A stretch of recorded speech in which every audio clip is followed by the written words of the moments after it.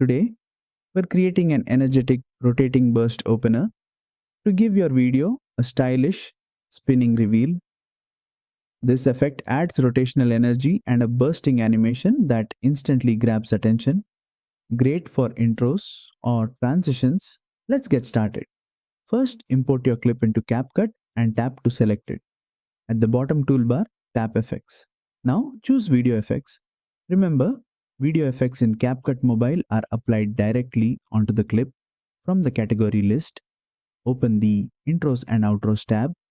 Here, look for an effect called Rotating Burst and tap to apply it. You'll see a spinning burst animation that rotates across your screen, creating an exciting opener look. To customize the animation, tap again on the applied effect. You'll find a speed slider. Slide right to make the burst spin faster for a high energy intro.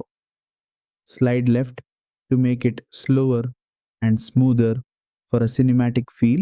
You can also drag the edges of the effect on the timeline to control how long the opener lasts. And that's it. You've just added a stylish rotating burst opener in CapCut Mobile, perfect for reels, montages, and quick intros. If this tutorial helped, don't forget to like, share, and subscribe for more CapCut Mobile tips.